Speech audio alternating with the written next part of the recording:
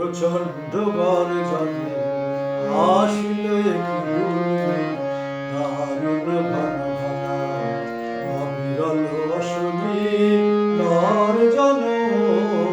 প্রচণ্ড গর্জনে আসিল একটি দুর্দিন, দারুণ ঘনঘটা অবিরল অসুখী গর্জন। প্রচণ্ড গর্জনে ঘন